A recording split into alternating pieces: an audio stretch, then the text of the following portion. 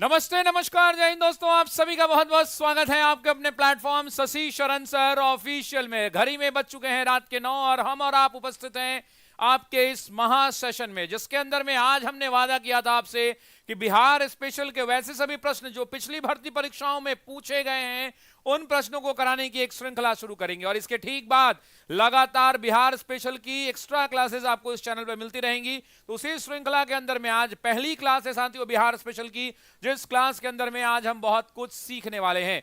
तो चलिए शुरू करते हैं क्लास को बिना देरी के हुए, जहां पे हम बिहार की हिस्ट्री, बिहार की ज्योग्राफी, बिहार के करंट अफेयर्स, बिहार की इकोनॉमी और साथ ही साथ हम बिहार के ज्योग्राफिकल एग्जिस्टेंस को और एमसीक्यूज के माध्यम से देखने वाले हैं। तो बिना देरी किए हुए बिहार स्पेशल का आज ये पहला क्लास है, पहली वीडियो है और लगातार आपको वीडियोस मिलती रहेंगी जहां पर हम बिहार के इतिहास, बिहार के भूगोल, बिहार की राज्य व्यवस्था, बिहार के करंट्स और बिहार के इकोनॉमिक के क्वेश्चंस को लगातार देखेंगे। लेकिन आज की कक्षा में साथियों क्या करने वाले हैं हम, तो आज की कक्षा के अंदर में हम क्या करने वाले हैं, तो आज की कक्षा में हम आपको बिहार स्पेशल के जो प्रश्न पिछले कुछ एग्जाम्स के अंदर में यानी टीआरई 3 में बीपीएससी 13 दिसंबर को जो हुई, तो उसमें जो 4 जनवरी को री एग्जाम हुआ उसमें जितने भी प्रश्न पूछे गए हैं उन प्रश्नों की श्रृंखला लेकर उपस्थित हुए हैं। तो बिना देरी किए हुए क्लास की शुरुआत करेंगे, बिना देरी किए हुए क्लास की शुरुआत करेंगे। आज बिहार स्पेशल का पहला वीडियो है और मेरी इच्छा है कि मैं आपको लगातार बिहार स्पेशल की क्लासेस के माध्यम से आपको धीरे धीरे चीजों को सिखाता चलूं, पढ़ाता चलूं।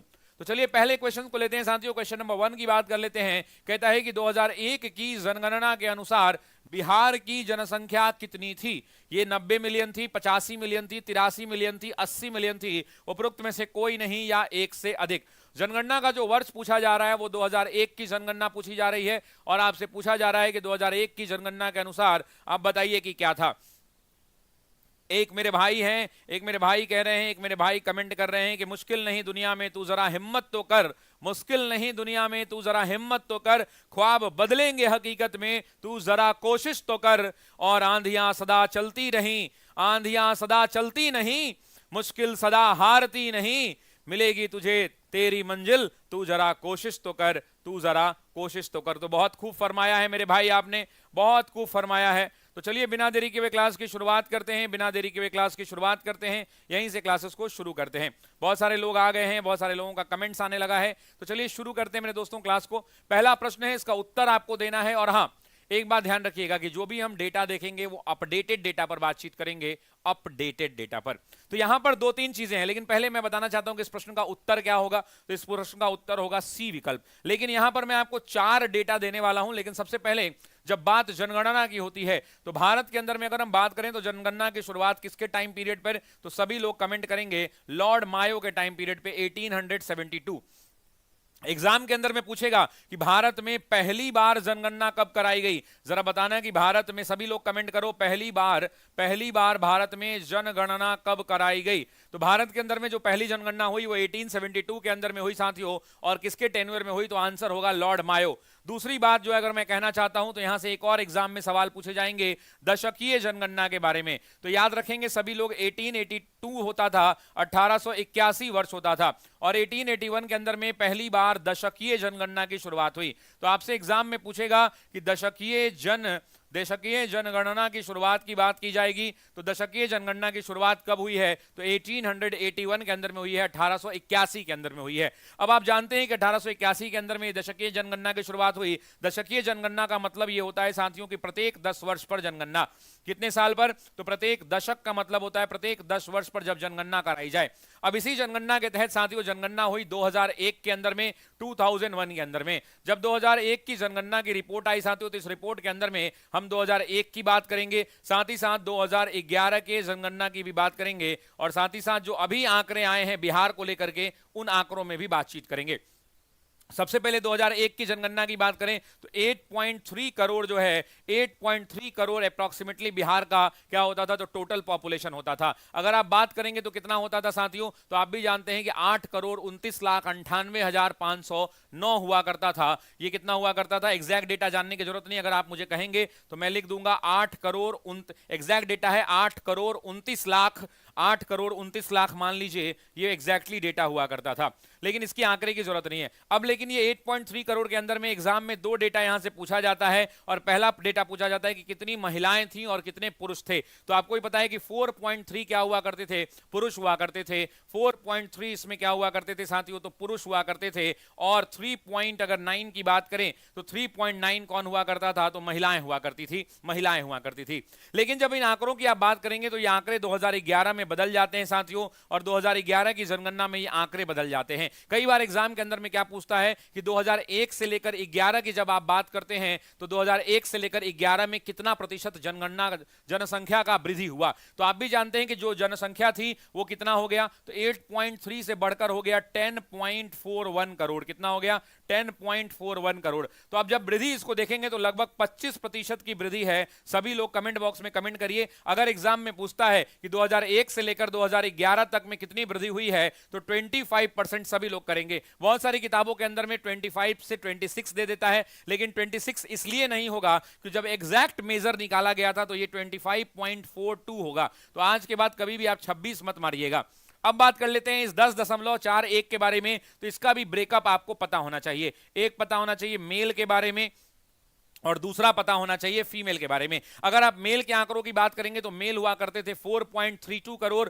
4.32 करोड़ इसमें क्या हुआ करते थे, तो मेल हुआ करते थे इस वाले में। लेकिन यहां जब मेल की बात करेंगे तो यहां 4 से बढ़कर 5.42 हो जाएगा, यानी 5 करोड़ 42 लाख कौन होते थे, तो पुरुष होते थे, और 4 करोड़ 98 लाख महिलाएं होती थी। अब आप कहेंगे शशि सर ये डेटा क्यों बता रहे हो, ये डेटा इसलिए बता रहे हैं क्योंकि ये डेटा एग्जाम के अंदर में आता है। लेकिन अभी रुकिएगा साथियों, अगर हम बात करें कि बिहार के जनसंख्या की बात जब हम करते हैं तो ओवरऑल जनसंख्या में यहां से 3 डेटा पूछा जाएगा। मान लीजिए कि भारत की जनसंख्या 100% है। भारत की जनसंख्या मान लेते हैं कि 100% है। तो आपसे पूछता है कि 2001 के अंदर में भारत की जनसंख्या, मतलब बिहार की जो जनसंख्या है वो भारत की कुल जनसंख्या का कितना प्रतिशत हुआ करता था। उसी प्रकार से पूछता है कि 2011 के अंदर में जो बिहार की जनसंख्या थी वो भारत की कुल जनसंख्या का कितना प्रतिशत था। ये दोनों आंकड़े बहुत कंफ्यूजिंग है, ध्यान रखिएगा। ये एक हुआ करता था 8.07, सभी लोग कमेंट कीजिए, 8.07% हुआ करता था। और ये 25% बढ़ने के बाद भी बिहार का जो टोटल कंट्रीब्यूशन था वो बढ़ के 8.60% ही हो पाया था। तो ये दोनों डेटा एग्जाम में पूछता है मेरे दोस्त, इस बात को ध्यान रखिएगा। अब एक और जनगणना की बात कर लेते हैं, एक और जनगणना की बात कर लेते हैं। आप जानते हैं कि भारत के अंदर में नहीं, बिहार एकमात्र ऐसा राज्य है जिस बिहार के अंदर में अभी दोबारा से जनगणना कराई गई है। आपको याद होगा कि बिहार के अंदर में जनगणना नहीं, कास्ट सेंसस की बात की जाती है। आप भी जानते हैं कास्ट सेंसस की बात की गई है।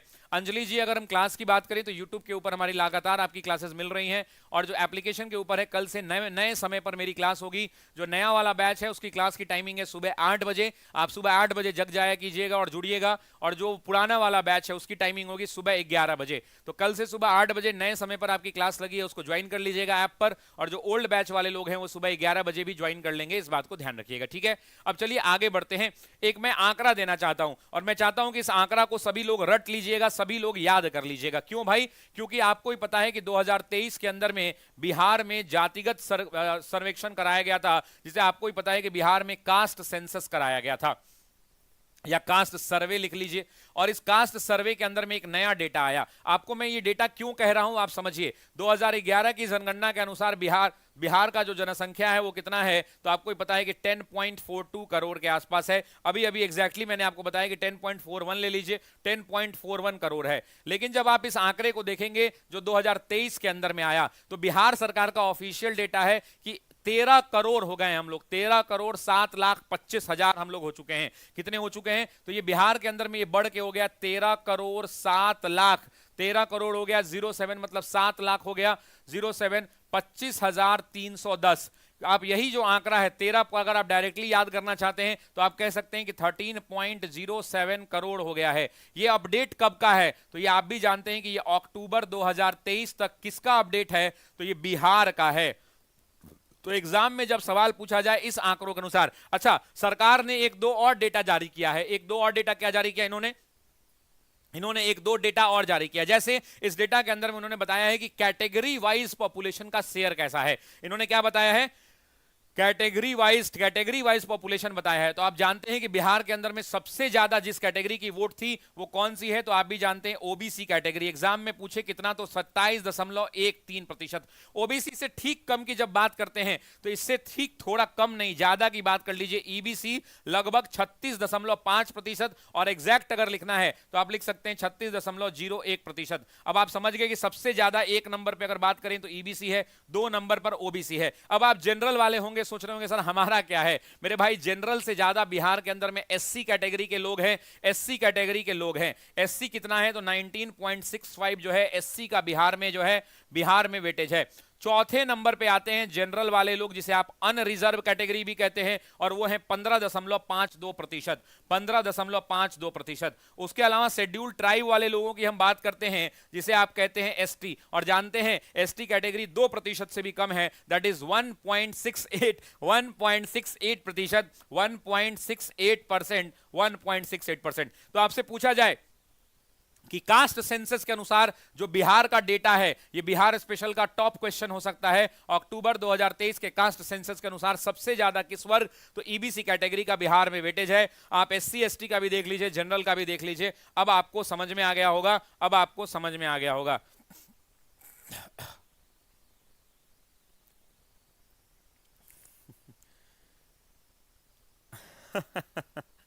ठीक है, तो बिहार स्पेशल की अगर हम बात करें तो क्या ये डेटा सबको याद हो गया? जरा मैं चाहता हूं कि एक बार सभी लोग कमेंट बॉक्स में 13.07 कमेंट करें। सभी लोग 13.07 करोड़ कमेंट करें। और ये आंकड़ा अगर आप देखेंगे तो लगभग साथियों अगर बात करेंगे तो ये भी 25% का ग्रोथ है। तो आप समझिए कि 2001 की जनगणना, 2011 की जनगणना और ये जो 2023 के कास्ट सेंसस के आंकड़े आए हैं, इसमें भी लगभग 25% के आसपास, यहां भी लगभग कितना ग्रोथ है, 25%। मतलब हम लोग लगातार बढ़ रहे हैं, और इस बढ़ाने में आपका हमारा सबका कंट्रीब्यूशन है। कौन सी बड़ी बात है, ये नई बात तो है नहीं, हम सब लोग मिलजुल के बढ़ा रहे हैं इसको, है ना। ठीक है, तो अब बढ़े आगे।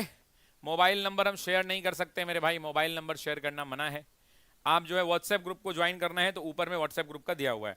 तो चलिए ये बात तो क्लियर होगी। अच्छा, एक बात मैं यहां पूछना चाहता हूं, इतिहास से जोड़ दूं इसको। आप मुझे बताइए कि एक जनगणना हुई थी जिसका रिपोर्ट आया था 1901 की जनगणना, 1901 की जनगणना हुई थी, और इसी 1901 की जनगणना पर आपको पता है कि 1901 की जनगणना की रिपोर्ट पर क्या हुआ था, तो इसी के रिपोर्ट पर बंगाल का विभाजन हुआ था, याद है ना। इसी ने अंग्रेजों को बताया था कि भाई भारत के अंदर में जो जनसंख्या है वो बंगाल प्रांत के अंदर में है। जरा याद है या नहीं याद है बताना। इन्होंने बताया था कि बंगाल की जो जनसंख्या है वो 7.8 करोड़ के आसपास है, और भारत की कुल जनसंख्या 25.4 करोड़ है। तो इन्होंने बताया था कि पूरे भारत की आबादी का बंगाल जो है 25% आबादी कहां रहती है, 25% आबादी सिर्फ अकेले बंगाल में रहती है। उसके अलावा बंगाल में आपको ही पता है कि मुसलमानों के सबसे ज्यादा, मुसलमानों की जनसंख्या थी। मुसलमानों की सबसे ज्यादा संख्या कहां थी, तो मुसलमानों की सबसे ज्यादा संख्या यहीं पर हुआ करती थी, यहीं पर हुआ करती थी। तो क्या ये बिहार स्पेशल का डेटा याद हो गया सभी लोगों को? क्या ये डेटा याद हो गया? चलिए बढ़ते हैं अगले क्वेश्चन की ओर, moving to the next question. कह रहा है कि किस आंदोलन के दौरान, वेरी गुड क्वेश्चन, इस आंदोलन में ना हम आपको पूरा ये क्लियर आज कर देंगे, पूरा आज पढ़ा ही देंगे। बिहार स्पेशल का पूरा ये टॉपिक जो है ना, ये सचिवालय बम कांड, गोलीकांड, भारत छोड़ो आंदोलन, बिहार का आज पूरा यहीं पढ़ा देंगे। ठीक है, ठीक है। क्या लिख रहा है सब सर, हिस्ट्री आपसे पढ़ के पता नहीं ऊपर चला जा रहा है।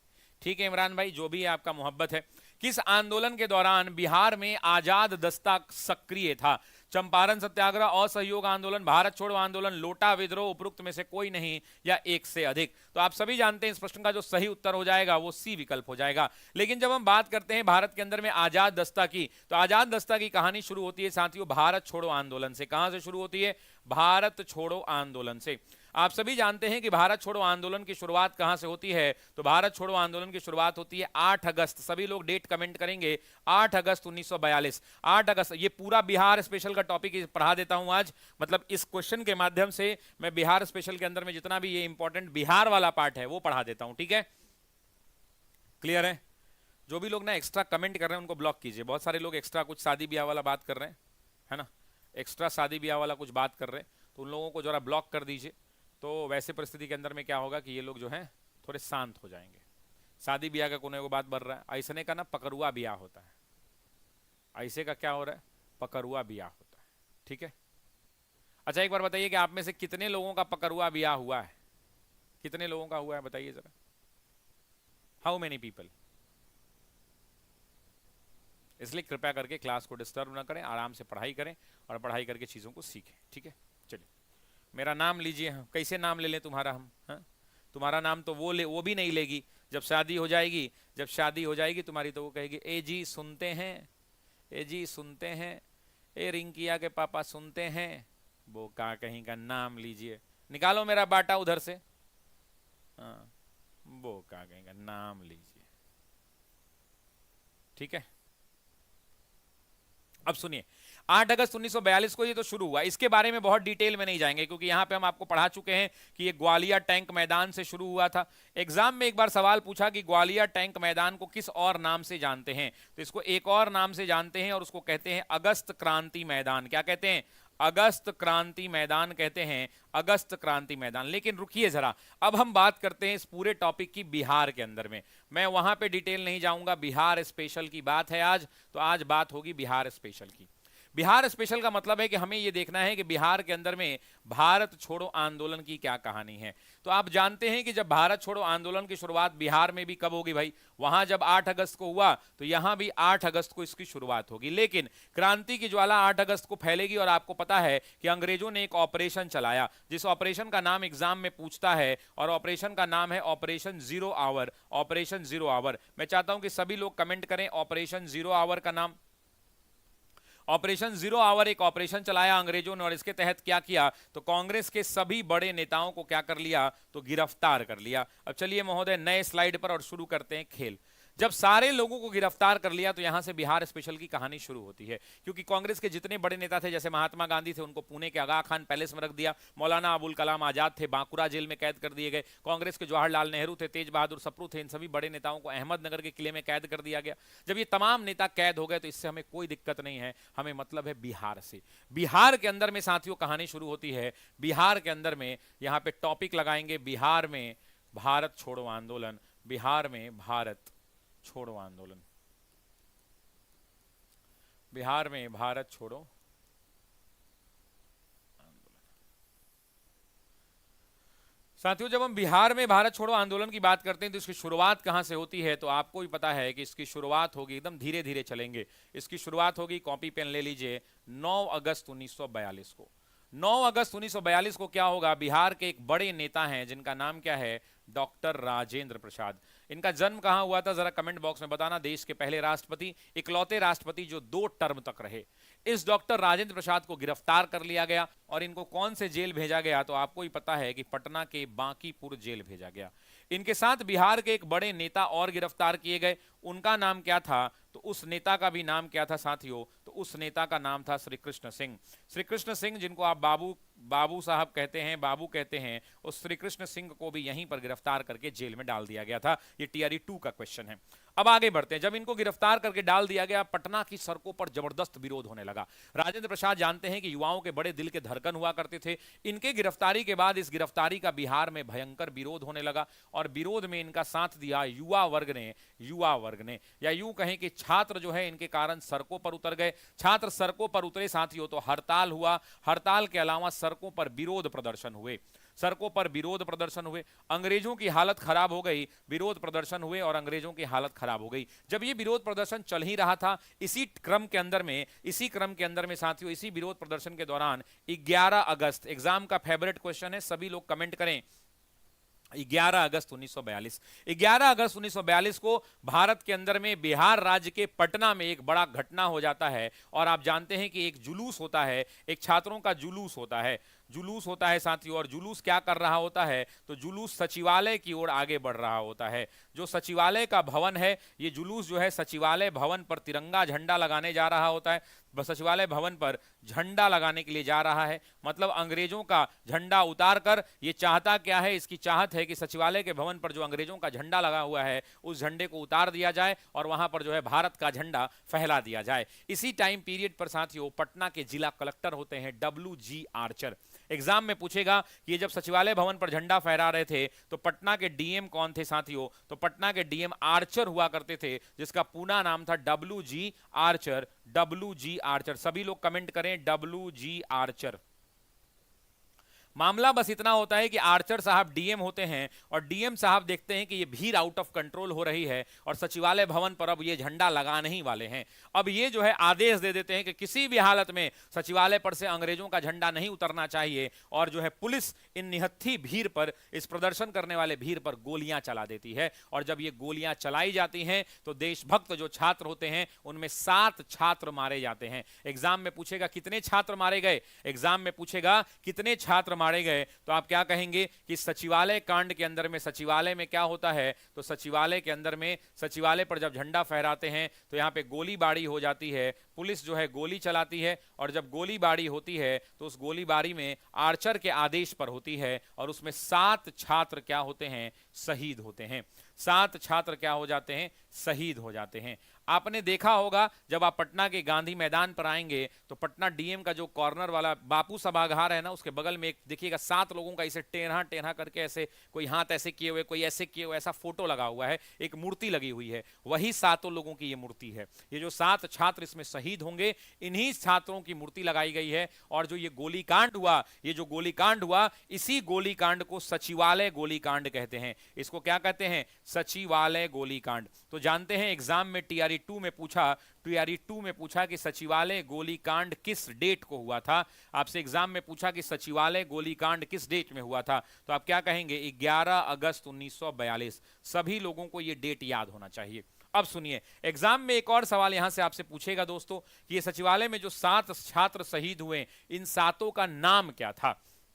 एग्जाम के अंदर में ये नाम हमेशा से पूछे जाते हैं, 2 तरह से पूछेगा कि निम्न में से कौन इसमें शहीद हुए थे या निम्न में से कौन शहीद नहीं हुए थे। तो दोनों का नाम होना चाहिए। तो सबसे पहले तो जगपति कुमार हुआ करते थे, सबसे पहला नाम साथियों क्या था। मैं चाहता हूं कि सभी लोग कमेंट बॉक्स में, मैं चाहता हूं कि सभी लोग नाम को कमेंट बॉक्स में कमेंट करें। उसके अलावा देवीपद सिंह हुआ करते थे, बहुत जगह देवीपद चौधरी का नाम आता है, देवीपद सिंह लिखते हैं बहुत जगह लोग, और देवीपद चौधरी भी लिखते हैं। देवीपद सिंह भी लिखते हैं और देवीपद चौधरी भी लिखते हैं, जो आपको मिले वो आप लिख लेंगे, लेकिन मैक्सिमम जगह क्या लिखा जाता है, तो देवीपद चौधरी लिखा जाता है। इनके एक बड़ी करीबी मित्र हुआ करते थे रामानंद सिंह। कौन हुआ करते थे, मैं चाहता हूं कि सभी लोग कमेंट करें, सभी लोग कमेंट बॉक्स में कमेंट करें कि जगपति कुमार हुआ करते थे, देवीपद चौधरी हुआ करते थे, रामानंद सिंह हुआ करते थे, राम गोविंद सिंह हुआ करते थे, राजेंद्र सिंह हुआ करते थे, है ना, राम गोविंद सिंह हुआ करते थे। ये नाम याद होना चाहिए, राम गोविंद सिंह हुआ करते थे।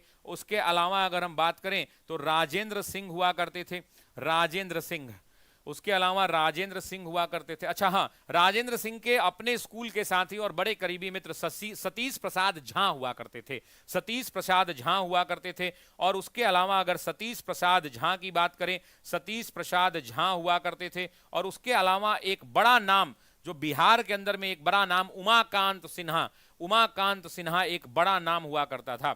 एग्जाम में यहां से कैसे सवाल पूछे जाते हैं, बिहार स्पेशल का है, नाम याद करना पड़ेगा, आपके पास कोई दूसरा रास्ता नहीं है। You have to remember the name, आपके पास दूसरा कोई रास्ता नहीं है, नहीं है तो नहीं है। अब जब ये 7 छात्रों की क्या हो गई, इन 7 छात्रों की मृत्यु हो गई, तो बिहार में इनकी मृत्यु के बाद और आग लग गया। चारों तरफ लोग सड़कों पर उतर गए, चारों तरफ पूरे बिहार के अंदर में विरोध होने लगा। और उसके बाद क्या हुआ, तो इसका जो है सबसे लंबा प्रभाव, जो सबसे तनिक प्रभाव पड़ा, वो गया में पड़ा।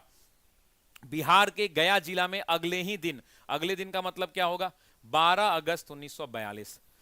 गया के अंदर में 12 अगस्त 1942 के दिन यहां पर लोग हिंसक हो गए और हिंसक होने के बाद वहां पर उन्होंने ब्रिटिश अधिकारियों को मारा पीटा। उसके अलावा मारा पीटा तो अलग किया, सबसे पहले हिंसा तो हुई, वो अलग है, हिंसा हुई, उसके बाद पुलिस के साथ झड़प हुआ। लेकिन एग्जाम में याद है टीआरई 1 के अंदर में एक सवाल पूछा था, झड़प हुआ। उसके अलावा तीसरा, रेल की पटरियां उखाड़ दी गई। जितनी भी रेल की पटरियां थीं, उन रेल की पटरियां को बिहार के लोगों ने उखाड़ दिया। जितने भी सड़कें थीं, उन सड़कों को कोड़ दिया गया, सड़कों को काट दिया गया। क्यों काट दिया गया, क्योंकि पुलिस लोगों को गिरफ्तार करने आती थी। मान लीजिए आपके गांव की सड़क है, अब पुलिस तो जीप से आएगी, जीप उड़ा उड़ा के भागेगी। अब वैसी परिस्थिति में क्या होगा, लोग जो है सड़क ही काट देते थे कि पुलिस गांव में इंटर ही नहीं कर पाए। उसके बाद लोगों ने क्या किया, तो टेलीफोन के तार काट दिए गए। ये सब एग्जाम में पूछता है, ध्यान रखिएगा।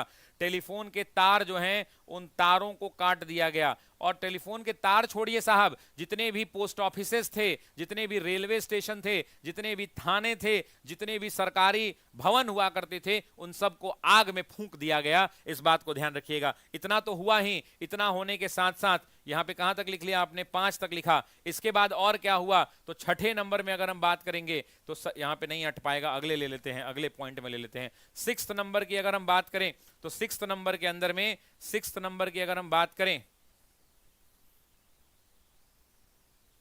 6th नंबर की अगर हम बात करें तो 6th नंबर के अंदर में क्या हुआ, मैं आपको 1 मिनट में बताता हूं, बस लिख देता हूं। मैं चाहता हूं कि ऑर्डर में रहे ताकि आपका नोट्स भी बनता चले। आपका टाइम लग रहा है तो आपको दोबारा पढ़ने की जरूरत ना पड़े, ऐसा मेरी चाहत है। तो सबसे पहले ये तो 5 हुआ। इस 5वें के बाद छठे नंबर पे, ये सब एग्जाम में पूछता है कि क्या क्या हुआ। छठे नंबर पे अगर हम बात करें तो जितना भी रेलवे स्टेशन था, रेलवे स्टेशन जितना भी हुआ करता था, रेलवे स्टेशन हुआ करता था, साथ ही साथ रेलवे स्टेशन के अलावा एक ऑप्शन में लिखा हुआ था पुलिस थाना। जी बिल्कुल, बिहार के पुलिस थाना, उनको भी आग के हवाले कर दिया गया। जितनी भी सरकारी भवनें हुआ करती थीं, उन सरकारी भवनों को आग के हवाले कर दिया गया। जितने भी बिहार के अंदर में डाकघर हुआ करते थे, पोस्ट ऑफिसेज हुआ करते थे, डाकघर को आग के हवाले कर दिया, आग के हवाले कर दिया। मतलब बिहार में ये 7 जो युवा मरे, उसके बाद बिहार में एक अजीब प्रकार की क्रांति हो गई। जितने भी डाकघर, रेलवे स्टेशन, पुलिस थाना, सरकारी बिल्डिंग, सब के सब को इन्होंने क्या कर दिया, जलाने का प्रयास किया। और छोड़िए साहब, एक एग्जाम में सवाल पूछा, एक एग्जाम के अंदर में सवाल पूछा कि बिहार में भारत छोड़ो आंदोलन का केंद्र कहां रहा। तो बिहार में साथियों, भारत छोड़ो का केंद्र अगर बात करेंगे तो बिहार में 2 जगहों का नाम आता है। एक तो केंद्र में नाम आएगा पटना का, और दूसरा नाम आता है साथियों कहां का, तो मुंगेर का। कहां का, मुंगेर का। लेकिन आपसे एग्जाम में एक और सवाल पूछ सकता है कि निम्न में से कौन सा जगह भारत छोड़ो आंदोलन से संबंधित नहीं है। तो याद रखिएगा, बिहार का मुजफ्फरपुर, बिहार का मुजफ्फरपुर जिला, बिहार का दरभंगा जिला, बिहार का मधुबनी जिला, बिहार का मधुबनी जिला, बिहार में पूर्णिया में तो खतरनाक चीजें हुई थी। मतलब पूर्णिया में अंग्रेजों को जिंदा जला दिया था पूर्णिया के लोगों ने। उसके अलावा अगर बात करें तो बिहार का मीनापुर, उसके अलावा बात करें बक्सर के अंदर में भी खूब हुआ। उसके अलावा बात करें आड़ा के अंदर में अरवल में तो भैया पुलिस स्टेशन पर लोगों ने, भीड़ ने चढ़कर झंडा को उतारकर कब्जा कर लिया। मतलब ये पूरा इलाका। भागलपुर के अंदर में सियाराम दल, ध्यान रखेंगे, भागलपुर एग्जाम में पूछता है सियाराम दल कहां पे बना था। सभी लोग कमेंट करिए सियाराम दल, एग्जाम का पूछा हुआ सवाल है TRE 1 का। सियाराम दल कहां पर, तो भागलपुर में। इसके अध्यक्ष कौन थे सियाराम दल के, तो सियाराम सिंह हुआ करते थे। कौन हुआ करता था, सियाराम सिंह हुआ करते थे। लेकिन रुकिए, एग्जाम के अंदर में आपको समझना होगा कि रेलवे स्टेशनों को जला दिया लोगों ने बिहार में चारों तरफ आग लग गया। और छोड़िए साहब, क्या भारत के अंदर में युवा वर्ग, एक ऐसा आंदोलन जहां पर किसानों और महिलाओं ने बढ़ चढ़ कर हिस्सा लिया। उसके बाद छपरा जिला का कौन कौन है, जरा कमेंट करो तो। छपरा जिला के अंदर में एक व्यक्ति थे जिनका नाम था जगलाल चौधरी। इनके नाम पर एक कॉलेज भी है, कितने लोगों को पता है। छपरा जिला में एक व्यक्ति थे जगलाल चौधरी, इन्होंने छपरा के टाउन थाना को फूंक दिया। टाउन थाना को इन्होंने फूंक दिया, मतलब आग के हवाले कर दिया। इन्होंने टाउन थाना को फूंक दिया था, इस बात को ध्यान रखिएगा। छपरा के अंदर में, TRE के अंदर में नहीं, BPSC में पूछा कि छपरा में एक महिला हुआ करती थी। छपरा की हम बात कर रहे हैं दोस्तों, किसकी बात कर रहे हैं, छपरा जिला। घर बात हर बात के डौरबा, मौना नीम वाले लोग हैं, सलेमपुर वाले लोग हैं, छपरा में भगवान बाजार थाना वाले लोग हैं, साहेबगंज वाले लोग हैं, कटहरी बाग वाले लोग हैं। कहाँ के हैं छपरा जिला वाले, जरा बताइए एक बार छपरा जिला में कहाँ घर बा छपरा जिला में, बताइए लोग। अब सुनिए, यहां पर 3 सवाल बनते हैं। छपरा में पहले पूछेगा कि कौन हुआ करता था, तो जगलाल चौधरी, इन्होंने क्या कर दिया, टाउन थाना को फूंक दिया। दूसरा, एक महिला का नाम आएगा, सभी लोग कमेंट करिए, शांति देवी कमेंट बॉक्स में पूरा भर दीजिए, क्योंकि ये शांति देवी ही वो महिला थी जिनके नेतृत्व में वहां पर जुलूस निकाला गया। पुलिस ने लाठीचार्ज करने की कोशिश की तो महिलाओं ने एक नारा दिया था। एग्जाम में पूछता है, जैसे ही महिला लोग नेतृत्व कर रही थी, पुलिस आया पीटने के लिए, तो इन्होंने नारा दिया कि पुलिस हमारा भाई है। जैसे ही इन्होंने नारा दिया था, एग्जाम में पूछेगा कि किसने नारा दिया था, तो याद रखिएगा शांति देवी ने कहा था कि पुलिस हमारा भाई है, पुलिस हमारा भाई है। जैसे ही ये नारा दिया, तब भाई बताइए कि बहन को पीटेगा, मुझे आप बताइए कि कोई भाई जो है बहन को पीटेगा? नहीं पीटेगा, पुलिस वापस चली गई। उसके अलावा पटना के अंदर में अगर बात करें महिलाओं के अंदर में, अगर आप पटना के अंदर में बात कीजिएगा तो आपको पता है कि पटना के एक बड़े नेता हुआ करते थे, उन्हीं की बेटी से शादी हुई थी जयप्रकाश नारायण की, जिनकी बेटी का नाम क्या था? प्रभावती देवी हुआ करता था, प्रभावती देवी। अब आपसे मैं अगर पूछ दूं कि प्रभावती देवी जो हुआ करती थी किसकी बेटी थी? प्रभावती देवी किसकी बेटी थी? बिहार के एक बड़े नेता हुआ करते थे, आपने नाम सुना होगा, बाबू ब्रजकिशोर प्रसाद। याद है? बाबू मत लिखिए, ब्रजकिशोर प्रसाद का नाम सुना है? बहुत कम लोग जानते होंगे, जब आज बात निकली है तो सुन लीजिए, सुन लीजिए। और मैं गारंटी के साथ बोलता हूं कि आप नहीं जानते होंगे। बिहार का ये बड़ा नेता बाबू ब्रजकिशोर प्रसाद, इनकी बेटी हुआ करती थी कौन? प्रभावती देवी। अब प्रभावती देवी जो है इनकी बेटी हुआ करती थी, और ये किसकी पत्नी थी? तो जयप्रकाश नारायण की पत्नी हुआ करती थी, जयप्रकाश नारायण की। इन्होंने भी, इनके बारे में भी बता दूं क्या? आज मेरा मन है कि जानते हैं ये अमेरिका में पढ़े थे। इनको गरीब गुरबा मत समझिएगा, इनको गरीब गुरबा मत समझिएगा जयप्रकाश नारायण को। हरसू दयाल और इनकी मम्मी का नाम फूलो देवी या कुछ हुआ करता था। अंग्रेजों के यहाँ इनके नौकरी करते थे पिता। जब ये 9 साल के थे जयप्रकाश नारायण, तो इनको पटना में अशोक राजपथ के पीछे वाला जो रोड है वहां पटना कॉलेजिएट है, उस पटना कॉलेजिएट में इनका नाम लाकर लिखवा दिया गया। उसके बाद ये पटना में रहे, पटना में रहने के बाद कई जगह पटना में पढ़ा। फिर असहयोग आंदोलन जब चला तो उस टाइम में बिहार विद्यापीठ खुला था, उस बिहार विद्यापीठ में ये पढ़े। और इनकी जो पत्नी थी प्रभावती देवी, जयप्रकाश नारायण, पूरा डिटेल में बताना पड़ेगा, ऐसे लैट टूट जाएगा। जयप्रकाश नारायण अमेरिका चले जाएंगे पढ़ने के लिए और अपनी पत्नी को पहुंचा देंगे साबरमती आश्रम महात्मा गांधी के पास अहमदाबाद में। महात्मा गांधी कहेंगे कि आ जाओ प्रभावती, यहीं रहो, और प्रभावती देवी चली जाएंगी अहमदाबाद साबरमती आश्रम में। और जयप्रकाश नारायण कहां निकल जाएंगे? तो अमेरिका चले जाएंगे और अमेरिका में जाकर ये पढ़ाई करेंगे। याद रखिएगा, आप ऐसे मत समझ लीजिएगा कि जयप्रकाश नारायण आम आदमी था, अमेरिका में पढ़े थे जाके। और कहां अमेरिका में? तो यूनिवर्सिटी ऑफ कैलिफोर्निया के छात्र हुआ करते थे। तो आप ऐसा गरीब गुरबा मत समझिएगा इनको, ठीक है? जयप्रकाश नारायण जो है हुआ करती थी कि सच में पत्नी थी, सच में पत्नी थी भाई, सच में पत्नी थी। ये आदमी 1923 के अंदर में जयप्रकाश नारायण अमेरिका में पढ़ के अपनी ग्रेजुएशन की पढ़ाई कंप्लीट कर चुके थे ये व्यक्ति। और उसके बाद जो है यूनिवर्सिटी ऑफ बर्कले में पढ़े थे कि यूनिवर्सिटी ऑफ कैलिफोर्निया। खैर वो छोड़िए, हटाइए। प्रभावती देवी की बात कर लेते हैं। तो प्रभावती देवी पटना के अंदर में, जब प्रभावती देवी आई तो उन्होंने पटना के अंदर में क्या किया? तो आंदोलन का नेतृत्व किया था, इस बात को ध्यान रखिएगा। उसके बाद भारत के अन्य, जैसे तेतरी देवी थी, इसी में हुआ करती थी। जगन्नाथ मिश्रा का नाम सुना है आपने? जगन्नाथ मिश्रा बिहार के अंदर में बहुत बड़ा नाम, जगन्नाथ मिश्रा। उनको गोली मार दी गई थी। वो वाला जगन्नाथ मिश्रा मत समझ लीजिएगा जो बिहार के मुख्यमंत्री थे, वो नहीं। एक बड़े क्रांतिकारी नेता हुआ करते थे। 13 अगस्त को गोली मारा गया था, ध्यान रखिएगा उनको। 13 अगस्त को 3 लोगों को गोली मारा गया था बिहार में। पहला जगन्नाथ मिश्रा, जगन्नाथ मिश्रा, और जगन्नाथ मिश्र के अपने खांटी दोस्त कैलाश राम, और तीसरा श्री मुई, इनका नाम ही था श्री मुई। ये 3 लोग हुआ करते थे। इन तीनों को 13 अगस्त को गोली मार दी गई। कहां गोली मारी गई? कहां गोली मारी गई? एग्जाम में पूछेगा कि ये कहां के थे, तो गया में इनका नाम जोड़िएगा। बक्सर में डुमरांव किसका किसका घर है जी? जब बात निकली है तो पूरी होगी। डुमरांव किसका किसका घर है? बक्सर में डुमरांव। डुमरांव में एक बड़ा कांड हुआ था, जहां अभी ट्रेनिंग सेंटर है ना, बिहार पुलिस का ट्रेनिंग दिया जाता है डुमरांव में। डुमरांव में याद रखिएगा, ब्रिटेन के अधिकारियों ने बक्सर के डुमरांव में आंदोलन को दबाया और वहां पर 4 लोगों को मारा। पहला कपिल मुनि, 4 लोगों की डुमरांव में हत्या कर दी, अंग्रेजों ने गोली मार दी। अंग्रेज तो इतने इतने गुस्से हो गए थे कि जहां देखो तहां लोगों को गोली मार देते थे। अंग्रेजों ने गोली मारी 4 लोग। सबसे पहला एक इंपॉर्टेंट नाम श्री कपिल मुनि का। अब ये कपिल मुनि डुमरांव के एक बड़े नेता हुआ करते थे, रामदास विश्वकर्मा का।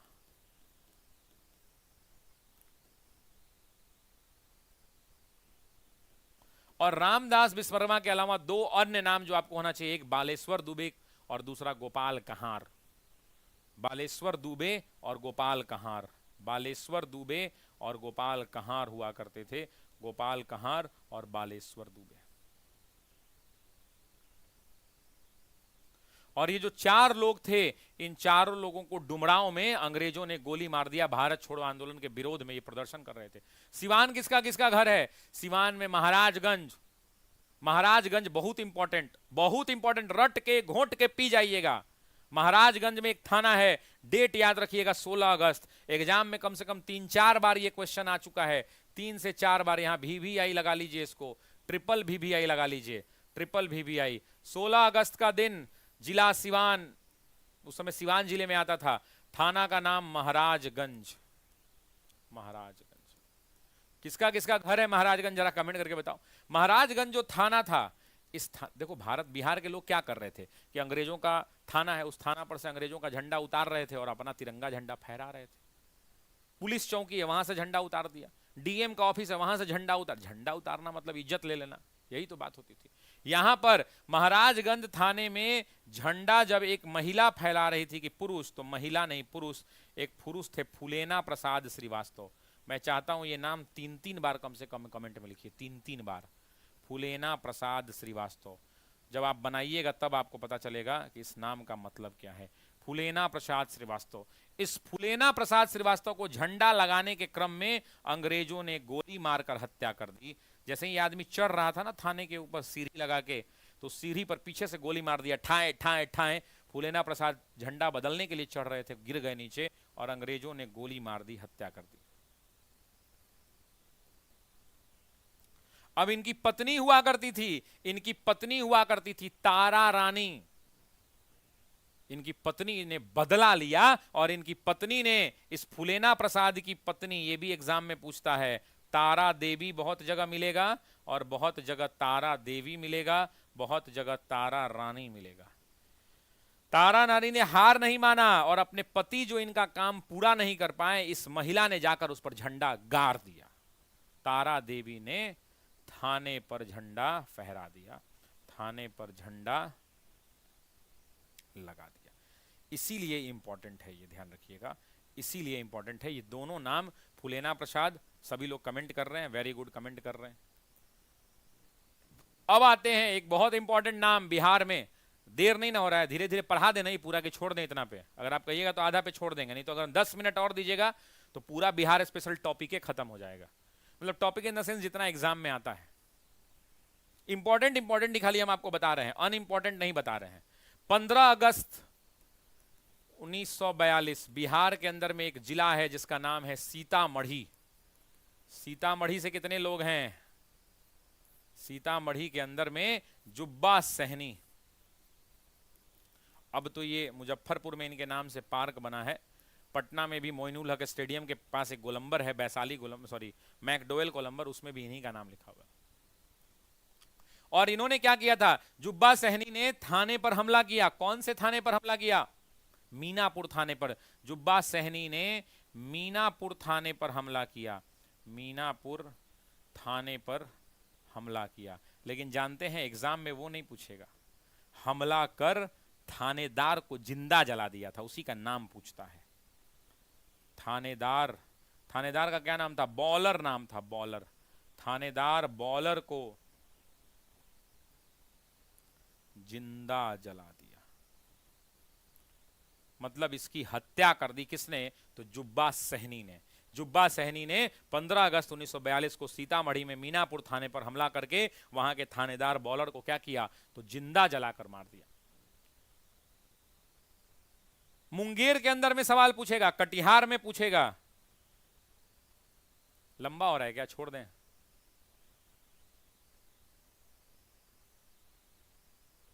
जुब्बा सहनी एक भाई कह रहे हैं कि मेरे घर के बगल में ही है, ठीक है। एक और बात समझिए, यहां पर एक मुंगेर के अंदर में एक समाचार पत्र निकलता था। एग्जाम में पूछा कि बिहार,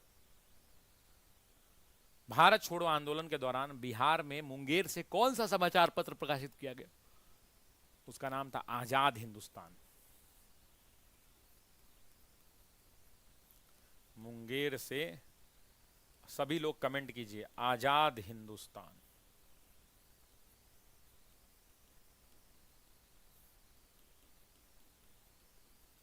नामक समाचार पत्र प्रकाशित। अब एक और सवाल बनेगा यहां से, एक और क्वेश्चन बनेगा मेरे दोस्त, और वो सवाल पूछेगा कि सरकार ने इसके विरोध में क्या किया। तो सरकार ने क्या कर रहा था, इस सरकार को गाली दे रहा है कि सरकार की नीतियां गलत हैं। तो यहां पे एग्जाम में आप कंफ्यूज करिएगा, तो इसके विरोध में, इसके विरोध नहीं, इसके जवाब में, बहुत इंपॉर्टेंट बात बता रहा हूं, शायद कहीं आपको नहीं मिले, जवाब में सरकार ने एक समाचार पत्र निकाला और उसका नाम रखा मुंगेर न्यूज। सरकार ने मुंगेर न्यूज निकाला। मतलब क्या कि ये लोग निकालते थे कि भाई अंग्रेज हमारा दमन कर रहे हैं, तो सरकार कहती थी नहीं नहीं हम ठीक काम कर रहे हैं, ये निकाला। अब एक घटना हुई थी कटिहार में, कटिहार वाला चूंकि एग्जाम में पूछता है इसलिए बता देता हूं। कटिहार में क्या हुआ कि कटिहार के अंदर में रजिस्ट्री ऑफिस होती है ना जमीन की, जमीन जहां पे रजिस्ट्री कराई जाती है, रजिस्ट्री ऑफिस, उस रजिस्ट्री ऑफिस पे लोगों ने हमला कर दिया। उस रजिस्ट्री ऑफिस पर लोगों ने क्या कर दिया, तो हमला कर दिया और उसको जला दिया। जब रजिस्ट्री ऑफिस को लोगों ने जलाया तो अंग्रेज भड़क गए और इसके विरोध में अंग्रेज क्या करेंगे भाई, तो विरोध में गोलीबारी होगी। और यहीं पर एग्जाम में सवाल पूछता है, इस विरोध की गोलीबारी में 4 लोगों का नाम नहीं भूलना है, दामोदर सिंह, रामाधार सिंह, हाँ पूर्णिया में भी हुआ है मेरे भाई, पूर्णिया में भी हुआ है, दामोदर सिंह, टाइम दीजिएगा तब ना, आप लोग हड़बड़ा जाते हैं, आप लोग हड़बड़ा जाते हैं, नहीं तो हम तो पूरा पढ़ा दें यूट्यूब पर। दामोदर सिंह, लेकिन सवाल ये है ना कि यूट्यूब पर ही पूरा बढ़ा देंगे तो हमारे बच्चे भूखे मर जाएंगे। यूट्यूब से महीना में 10,000 20,000 रुपया आता है, उससे तो हमारा बिजली बिल नहीं जाएगा। कलानंद मंडल, और एक और नाम जिनके नाम पर एक सेना का गठन किया गया, ध्रुव दल, ध्रुव कुमार कुंडू। क्या नाम था, ध्रुव कुमार कुंडू। और आप जानते हैं कि ध्रुव कुमार कुंडू के नाम पर एग्जाम में पूछता है, इन्हीं के नाम पर ध्रुव दल का गठन किया गया। किस दल का गठन किया गया, ध्रुव दल का गठन किया गया। सियाराम दल का गठन कब कहां किया गया, तो सियाराम सिंह पे सियाराम दल का गठन किया गया। इसके बाद एक ट्रेन थी, छात्रों ने क्या किया, छात्रों ने ट्रेन पर कब्जा कर लिया। ट्रेन के ड्राइवर को बोलता था चलो यहां से पटना से छपरा चलो, छपरा से पटना चलो, और उस ट्रेन का नाम स्वराज ट्रेन रख दिया। क्या नाम रख दिया, स्वराज ट्रेन। अब तो यहां तक बात आ गई, अब आगे बढ़ते हैं। सर एकदम ऑपरेशन कर दिया, क्या लिखा, भाग्य कमेंट है। अब सुनिए, अब यहां से बात आएगी एक व्यक्ति की जिसका नाम है जयप्रकाश नारायण।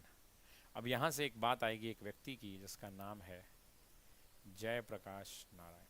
अगर आप मुझे कहें तो मैं जयप्रकाश नारायण का पूरा आपको बता दूं, अगर आप मुझे कहें तो मैं छोड़ दूं, मेरे पास दोनों विकल्प हैं।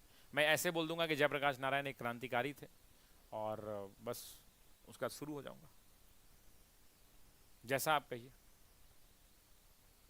तो पूरा डिटेल में बता दें। पेड बैच में कल सुबह से लगी हुई है क्लास, औरंगाबाद में, मधेपुरा का बताइए। अब वो पेड बैच में देख लेंगे, फिलहाल इनके बारे में थोड़ा पढ़ लें, इनके बारे में थोड़ा पढ़ लें। सुनिए, जयप्रकाश नारायण की अगर हम बात करते हैं साथियों, तो सबसे पहले आपको जानना होगा कि जयप्रकाश नारायण का जन्म कब हुआ। तो ईयर हुआ करता था 1902, 11 अक्टूबर 1902 को ये पैदा हुए।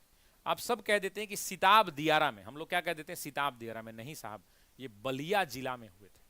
और बलिया अब तो वो सारण जिला और यूपी का बॉर्डर है, जिसका नाम है सिताब दियारा गांव में हुए थे।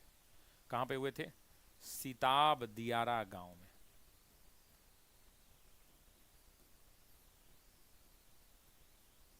बड़े अमीर घर में पैदा हुए थे। इनके पिताजी जो है अंग्रेजों के यहां नौकरी करते थे।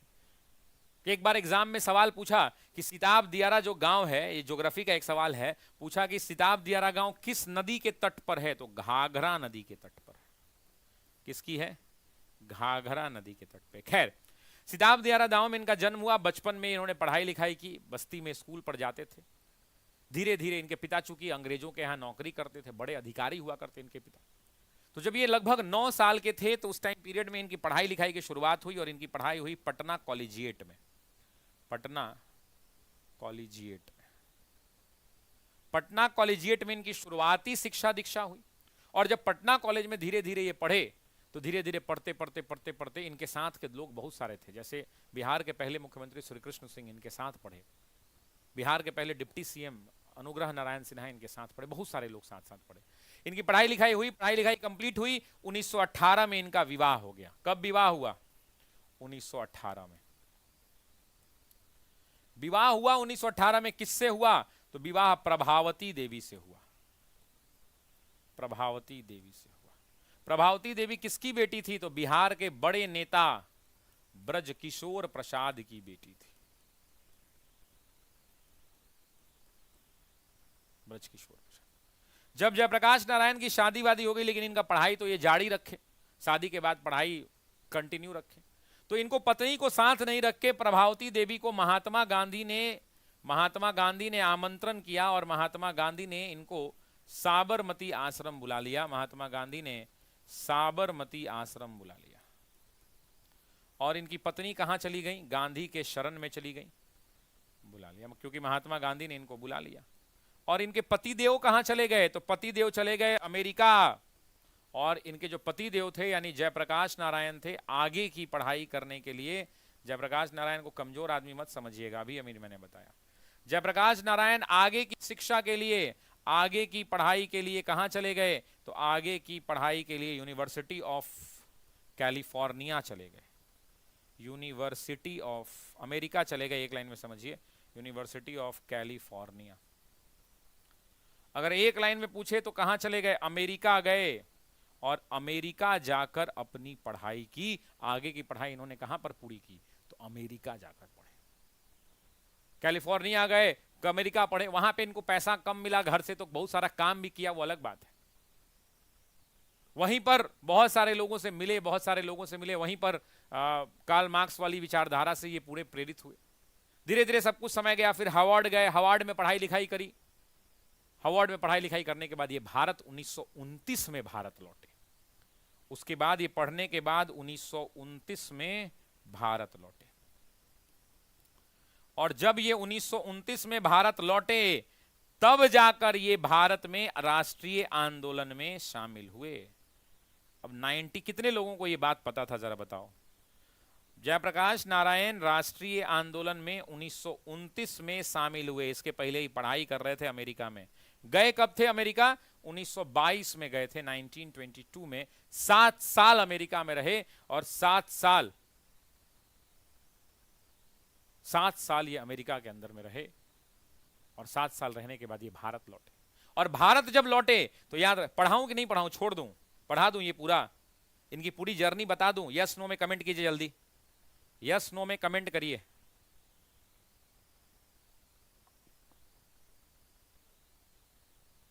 डिटेल में बता दूं ना?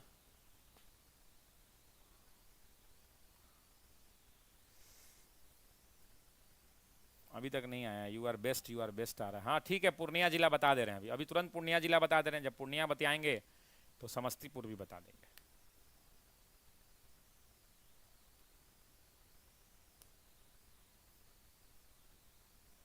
ठीक, अब सुनिए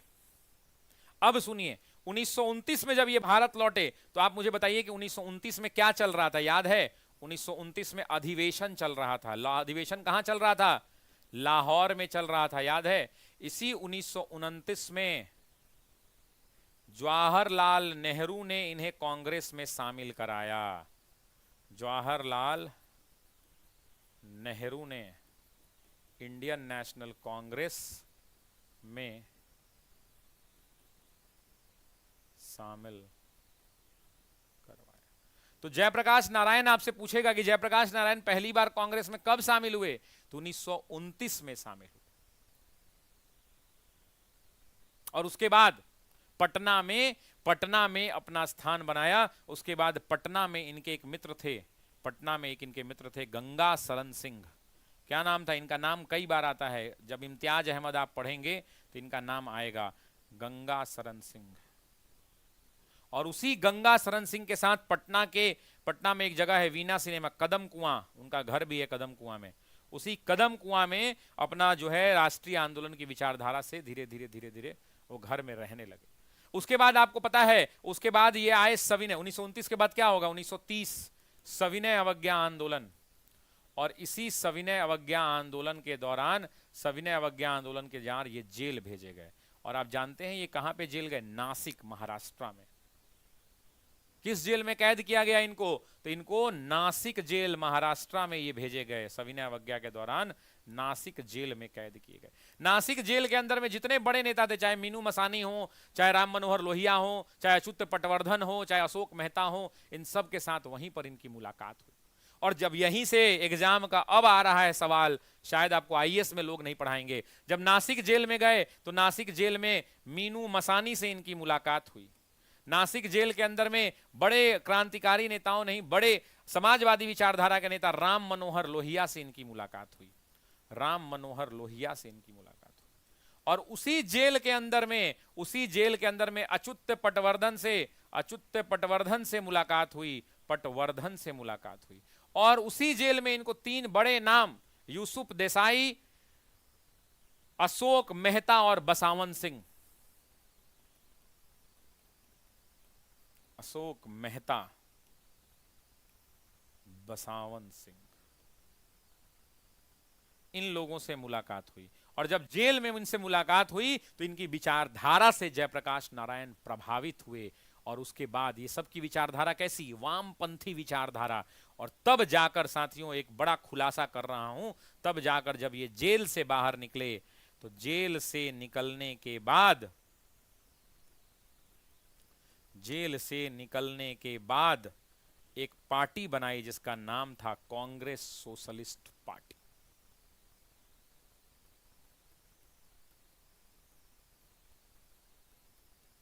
लोग मुंह से कह देते हैं कि सोशलिस्ट पार्टी का गठन हुआ। यही अंतर है आपके शशि सर में, कि यहां पर आपको शशि सर ने बताया कि ये पार्टी पैदा कैसे हुई। और तब जाकर जब ये कांग्रेस सोशलिस्ट पार्टी बनी, जो एक अलग विचारधारा की थी, जो एक कांग्रेस के भीतर वामपंथी विचारधारा का समूह था, वही बना। और तब जाकर इस कांग्रेस सोशलिस्ट पार्टी के अध्यक्ष बने कौन? तो इसके अध्यक्ष बने आचार्य नरेंद्र देव। और इसके सचिव बनाए गए जयप्रकाश नारायण।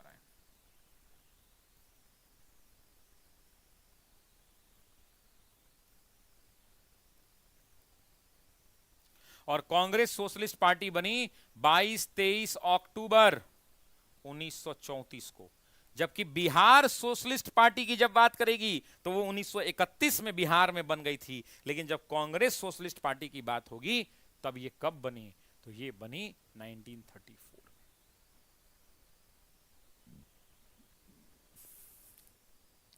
ये हैं आपके शशि सर। ऐसे ही नहीं शशि सर कहे जाते।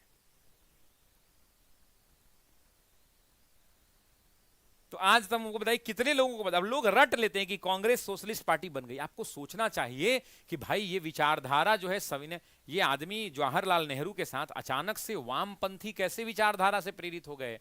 वामपंथी विचारधारा से इसलिए प्रेरित हो गए क्योंकि ये जेल में रहे। और जेल के दौरान इनकी मुलाकात वामपंथी विचारधारा के, समाजवादी विचारधारा के लोगों से हुई। और तब जाकर ये बाहर जब निकले तो समाजवादी विचारधारा और वामपंथी के मेलजोल से इन्होंने कांग्रेस सोशलिस्ट पार्टी का गठन किया, जो गठन हुआ 1934 में। ये थे जयप्रकाश नारायण। समझ में आया? याद रहेगा?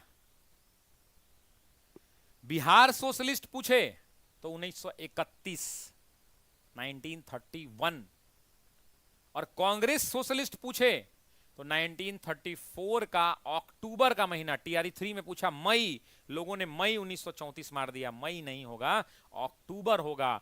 अखिल भारतीय स्तर पर जब कांग्रेस की बात आएगी तो सभी लोग याद रखिएगा, मई मत टिक कीजिएगा। बहुत लोगों का टीआरई 3 में गलती हुआ है। जो कहानी मैंने बताई यही उसकी कहानी है। और 1931 में 1934 में अक्टूबर महीने में हुआ। अब ये याद रहेगा आप लोगों को? बताइए, याद रहेगा? अब आजाद दस्ता की बात हो रही थी, इसकी तो बात ही नहीं हो पाई। अब क्या होता है कि भारत छोड़ो आंदोलन के दौरान आपको पता है कि ये कौन से जेल में भेजे जाते हैं? जयप्रकाश नारायण। तो जयप्रकाश नारायण जो है साथियों हजारीबाग जेल में भेजे जाते हैं। कौन से जेल में? तो जयप्रकाश नारायण हजारीबाग जेल में भेजे जाते हैं। और जब ये हजारीबाग जेल भेजे जाते हैं तो सभी लोग एक डेट कमेंट करेंगे, 8 नवंबर 1942। 8 नवंबर 1942 को दीपावली का त्यौहार होता है। कौन सा? दीपावली का पर्व होता है। और इसी दीपावली के पर्व पर ये जेल से भाग निकलते हैं। और जब ये जेल से भागते हैं तो भागकर सबसे पहले नवादा जाते हैं। नवादा में पेड़ के पीछे छुपते हैं जंगलों में। उस जंगल का नाम जयप्रकाश नारायण जंगल है। नवादा से ये गोरखपुर जाते हैं और गोरखपुर के रास्ते ये नेपाल में दाखिल हो जाते हैं। नेपाल में राजविलास की पहाड़ियां हैं। कौन सी पहाड़ियां? तो राजविलास की पहाड़ियां। एग्जाम में पूछता है तो ध्यान रखिएगा। राजविलास की पहाड़ियों के पीछे छुपकर एक 15 सदस्यीय दस्ता का गठन कहते हैं। कितना सदस्यीय? तो 15 सदस्यीय दस्ता का गठन करते हैं। और इसी 15 सदस्यीय दस्ता का नाम क्या है? तो आजाद दस्ता नाम है इसका। क्या नाम है? आजाद दस्ता इसका नाम है। आजाद दस्ता। इसी 15 सदस्यीय दस्ता का क्या नाम है? तो आजाद दस्ता नाम है। ये लोग जो हैं, ये लोग अंग्रेजों के विरोध में भारत में आंदोलन चलाना चाहते हैं। ये लोग जो है छापामार पद्धति में भरोसा रखते हैं। ये लोग गुरिल्ला युद्ध की तकनीक को जानते हैं। सब एग्जाम में आता है। गुरिल्ला पद्धति को अपनाने वाले लोग हैं। गुरिल्ला पद्धति का मतलब छुप के वार करना। छापामार प्रवृत्ति के लोगों को गुरिल्ला पद्धति कहा जाता है। और तब जाकर ये जो है वहां पर पूरी कहानी निकल के आती है। और कहानी मैं आपको पढ़ा ही चुका हूं, तो बहुत ज़्यादा इसमें बताने की मुझे आवश्यकता नहीं। अगर आप कहिएगा तो बताएंगे, नहीं तो छोड़ देंगे। अब एक सवाल आता है कि जयप्रकाश नारायण जेल से जब भागे तो इनके साथ कौन था? एग्जाम में एक सवाल आता है, जयप्रकाश नारायण, साफ में लिख देता हूं नहीं तो आप कहेंगे कि सर ने बताया नहीं, बेईमानी हो जाएगी। जयप्रकाश नारायण। जयप्रकाश नारायण कहां पे थे? तो हजारीबाग जेल में थे। हजारीबाग। यहां पे 4 नाम याद करना है आपको। हजारीबाग जेल से कब भागे एग्जाम में पूछेगा तो डेट बताइए। 8 नवंबर 1942 को। और जानते हैं जब ये भागे तो उस दिन दीपावली का पर्व था। कौन सा पर्व था? दीपावली का पर्व था। को भागने में एग्जाम में पूछा कि भागने में साथ देने वाले लोग, मतलब इनके साथ और कौन लोग भागे? तो 4 नाम। सूर्य नारायण सिंह पहला नाम, ये सभी लोगों को याद होना चाहिए। सूर्य नारायण सिंह। दूसरा और महत्वपूर्ण नाम योगेंद्र शुक्ला। योगेंद्र शुक्ला। बिहार के एक बड़े नेता शालिग्राम सिंह।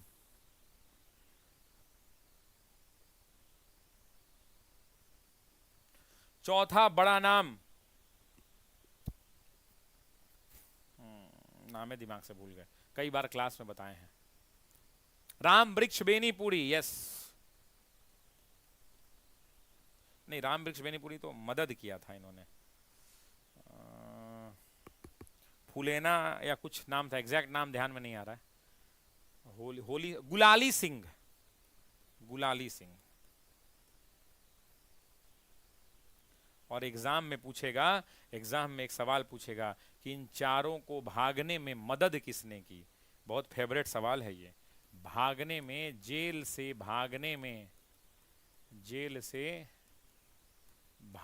में मदद किसने की?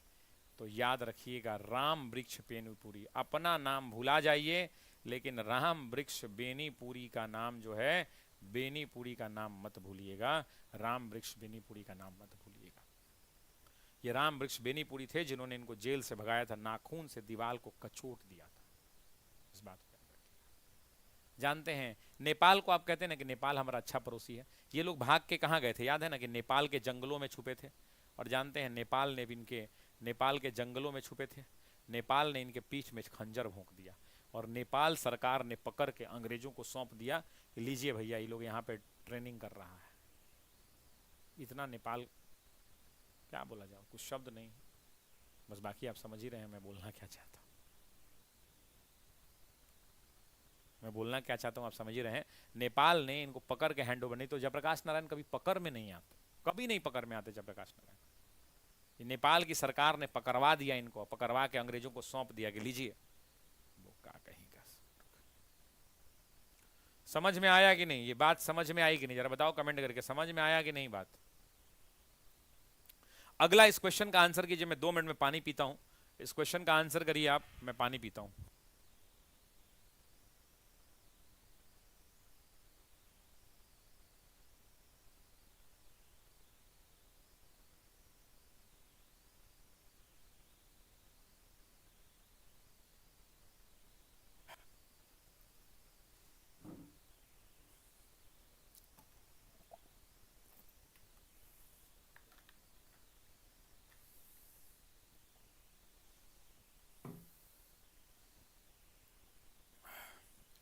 बी बहुत सारे लोग आंसर कर रहे हैं, लेकिन कितने लोग हैं जो कह रहे हैं कि बी उत्तर होगा? नेपाल क्या लिखा है वो? नेपाल सब दिन खचरा रहा है। अनमोल रतन ठाकुर, अनमोल भाई लिख रहे हैं कि नेपाल सब दिन खचरा रहा है। बात तो अनमोल तो ठूके कहता रहा कि नेपाल हर बहुत दिन खचरा था।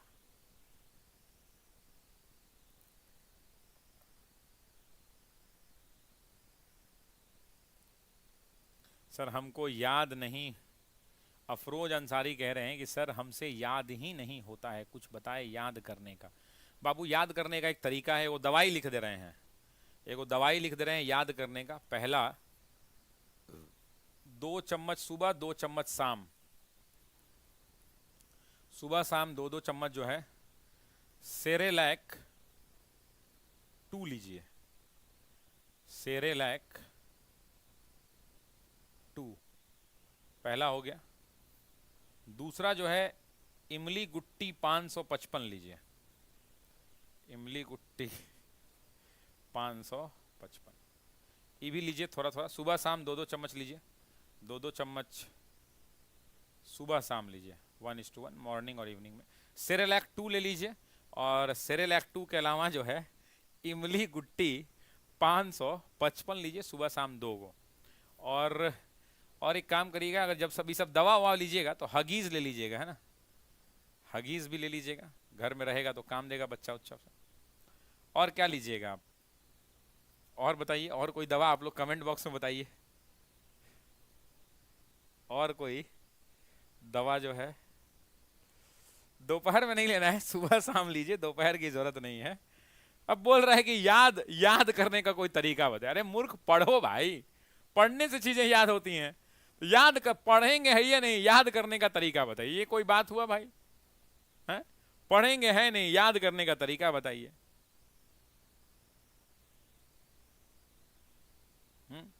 पढ़ेंगे है नहीं और याद करने का तरीका, तो सेरेलैक लीजिए सुबह शाम 2 चम्मच, इमली गुट्टी लीजिए 555 2-2 चम्मच, है ना। वो क्या कहेगा, याद करेंगे नहीं, याद करने का तरीका बताइए, शॉर्टकट है। ये बीपीएससी का पूछा हुआ सवाल है इसी साल 13 दिसंबर को, कि बिहार का कौन सा जिला रेशम नगर। अब बताइए, रेशम के बारे में जब पूछा जाए और भागलपुर का नाम नहीं आए तो कौन बात का रेशम और कौन बात का भागलपुर रे भाई? भागलपुर बिहार के अंदर में। अच्छा, सबसे ज्यादा भागलपुर तो 2 नंबर पे कौन? 2 नंबर पे कौन? भागलपुर मान लीजिए 1 नंबर पे बिहार में भागलपुर, 2 नंबर में गया जिला। मेरी जो जानकारी है, हो सकता है मैं अपडेटेड नहीं हूं, लेकिन मेरी जो जानकारी है उसके अनुसार गया जिला 2 नंबर पे। हथकरघा प्रथा के अंदर में 2 नंबर पर है। अब जब हम भागलपुर जिले की बात करते हैं, रेशम नगर की बात करते हैं, आप भी जानते हैं कि ये इंडिया में, भारत में राष्ट्रीय और अंतर्राष्ट्रीय दोनों तरह का एक्सपोर्ट होता है यहाँ पर, राष्ट्रीय लेवल पे भी और अंतरराष्ट्रीय लेवल पे भी। जो अच्छा सिल्क होता है वो देश से बाहर चला जाता है, जो बुरा होता है वो ये हो जाता है। अच्छा, अभी बजट के अंदर में इस पर कुछ दिया गया है क्या? बजट जो निर्मला सीतारमन ने 2025 का बजट पेश किया है, उस 2025 के बजट में कुछ इसके लिए प्रावधान है क्या? जरा बताइए, कुछ इसके लिए प्रावधान है? कमेंट बॉक्स में बता दीजिए।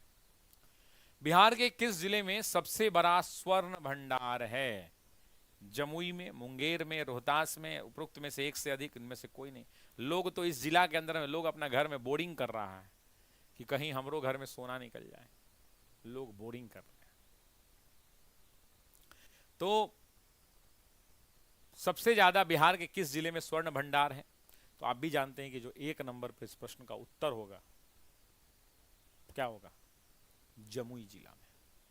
लेकिन जमुई के अलावा अगर आप बात करेंगे तो जमुई के अलावा गया डिस्ट्रिक्ट में, और गया के अलावा बिहार में अगर आप बात करेंगे तो नालंदा डिस्ट्रिक्ट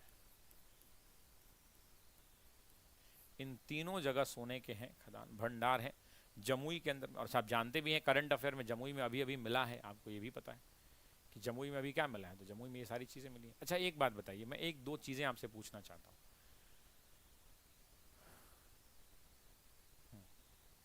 नवंबर 2024 में एक डेटा आया है, नवंबर 2024 में। वो डेटा मैं याद करवा देता हूं, करंट अफेयर में भी आपका काम कर जाएगा, करंट अफेयर में भी वो आपका क्या हो जाएगा, काम कर जाएगा। नवंबर 2024 में एक डेटा आया है और वो डेटा बताया कि भारत का कुल कितना मेट्रिक टन सोना है। तो लगभग 854.73 मेट्रिक टन सोना भारत में है। भारत में कितना टन सोना है सभी लोग कमेंट करिए, तो जरा डेटा याद होना चाहिए। 854.73, जिसमें से अगर हम बात करें तो इस डेटा में से दो चीजें हैं। एक है कि 510.46 मेट्रिक टन जो है, ये बहुत इंपॉर्टेंट डेटा है, ये अपडेटेड डेटा दे रहा हूं, ये सोना भारत में है, मतलब भारत के अंदर में ये सोना उपलब्ध है।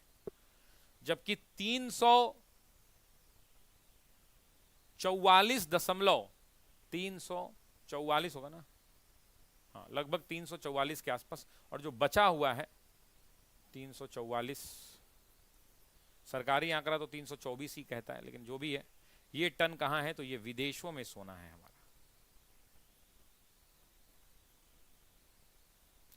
अब एक बात और समझिए कि भारत में जो स्वर्ण अयस्क के भंडार हैं,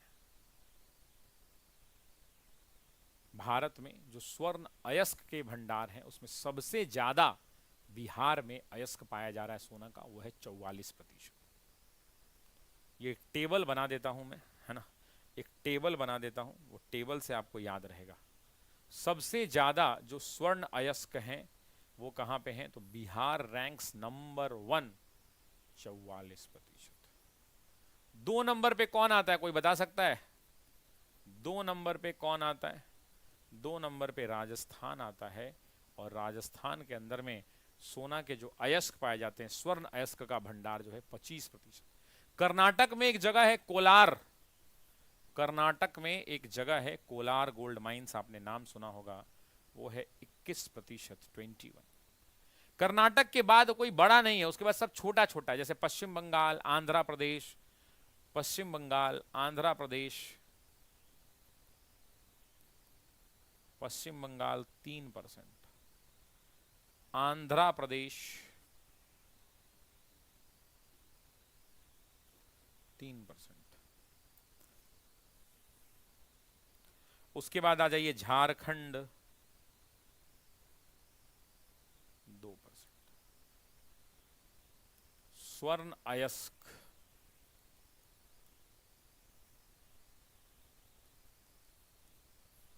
भंडार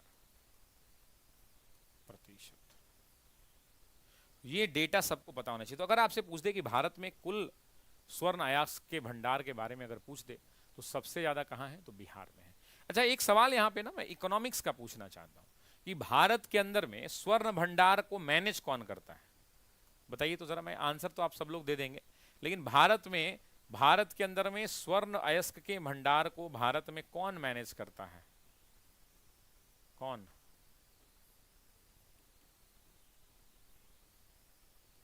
रिजर्व बैंक ऑफ इंडिया। अच्छा रिजर्व बैंक ऑफ इंडिया का मुख्यालय कहां है, तो मुख्यालय है बॉम्बे में। कब? 1934 के अंदर में बना। एक्ट कौन सा, तो act 1935, government of India act 1934 और 1 अप्रैल 1935 को ये बना। किसकी अनुशंसा पे? तो आप भी जानते हैं, Hilton young commission. Hilton young commission की अनुशंसा पर इसका गठन किया गया था, ये भी आप जानते हैं। अब भारत में रिजर्व बैंक ऑफ इंडिया तो देखभाल करता है, लेकिन भारत के अंदर में हमको एक सवाल बताइए कि सबसे ज्यादा किस मंदिर के पास सोना है? किस मंदिर के पास सोना है?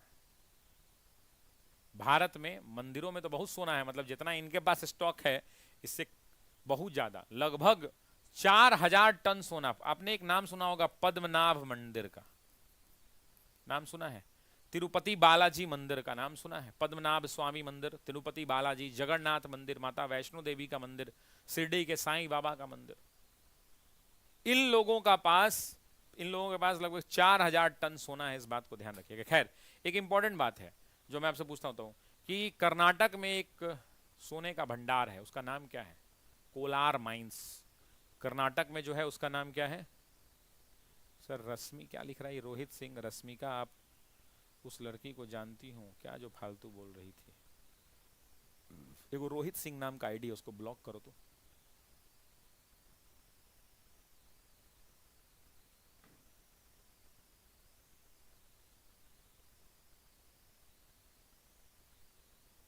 ब्लॉक करो रोहित सिंह नाम के आईडी को। ससुरा पढ़ कम रहा है, बकबक ज्यादा कर रहा है, इसको ब्याह करना है। इनको जानती हैं, इनको जानती हैं। हम मान लिए बाबू कि तुम कलुआ हो, हम मान लिए कि तुम कलुआ हो रोहित सिंह। रोहित सिंह को हम कई बार क्लास में समझाएं, वो हमारे क्लास में रोहित सिंह है। रोहित सिंह, इसको लाल से कैसे बनाएंगे? तो ललुआ हो जाएगा, ये कलुआ बनाते हैं इसको। ये हमारे क्लास के रोहित सिंह। कई बार बोलते हैं कि इनको हम कितना बार समझाते हैं कि तुम चिंता मत करो, तुम कलुआ हो, no problem, no problem in being कलुआ। तुम बबुआ पढ़ो, मेहनत करो, दिन रात कलम घिसो और सरकारी नौकरी की तैयारी करो। क्यों? क्योंकि मैं बार बार कहता हूं कि काजू बादाम डालो तो हलवा भी अच्छा लगता है, और सरकारी नौकरी होगी ना तो एक कलुआ भी अच्छा लगेगा लोगों को। इसीलिए बबुआ तुम पढ़ो, तुम बिल्कुल चिंता मत छोड़ो, तुम बिल्कुल चिंता मत छोड़ो, ठीक है ना? तुम बिल्कुल चिंता मत करो। तुम्हारा किसी भी हालत में रोहित सिंह संग, कैसे शुभ विवाह होता है कि रोहित संग, ये तो रोहित तुम बिल्कुल चिंता मत करो, तुम्हारा विवाह हम लोग एक अति सुंदर कन्या से करवाएंगे, चिंता, टुनटुनिया देवी से। तो रोहित संग टुनटुनिया देवी होगा।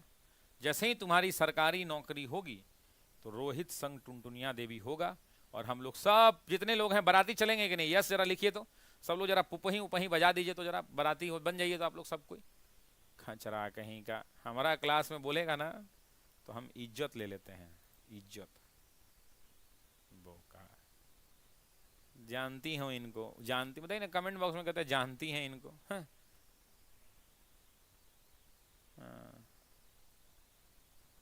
बोका कहीं का, ब्याह करा देंगे टुनटुनिया देवी से। आप लोग कितना आदमी बारात चलिएगा ये बताइए हमको?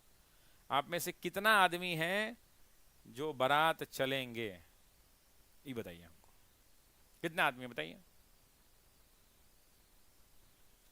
चलिए एक और सवाल लेते हैं।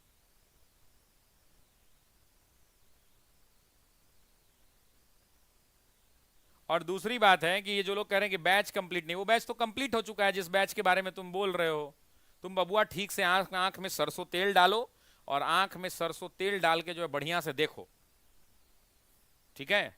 तब तुमको पता चलेगा कि खत्म हुआ कि नहीं हुआ। और अगस्त वाला बैच है, उसमें भी सविनय अवज्ञा के आगे पहुंच गए, चिंता करने की जरूरत नहीं है, ठीक है? अब चलिए, ठीक है? तो चलो, टुनटुनिया देवी के बाराती आप लोग चलिएगा, आप लोग चिंता मत कीजिए। मेरा एक सवाल है यहाँ पे जो बहुत लोग गलती करते हैं, एक सवाल मैं पूछना चाहता हूं, और मैं देखता हूं ये चैलेंजर क्वेश्चन है आप सभी लोगों के लिए। क्वेश्चन ये है, बहुत छोटा सा क्वेश्चन है कि प्राइवेट सोना का खदान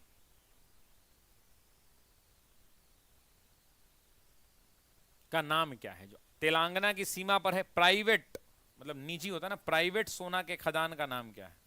आपको इतना हिंट दे देता हूं कि आंध्रा और तेलंगाना के बॉर्डर पर है, और ये एग्जाम का पूछा हुआ सवाल है कि निजी स्वामित्व वाले सोने का खदान, क्या आंसर होगा? जोनागिरी गोल्ड माइन। कौन सा?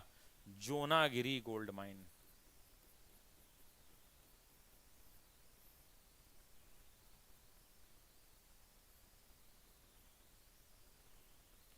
ये नाम सबको याद होना चाहिए, निजी स्वामित्व वाला या private gold mine in India. तो आप ऐसा बिल्कुल मत समझना कि इसमें से जितना सोना निकलेगा वो एक आदमी उसका मालिक होगा, नहीं, सरकार के पास उसका हिसाब किताब जाएगा, आप बिल्कुल चिंता मत करना, ठीक है। इकोनॉमिक्स है ही नहीं, पीआरटी में पढ़ना ही नहीं है इकोनॉमिक्स, पीआरटी वालों को इकोनॉमिक्स पढ़ना ही नहीं है।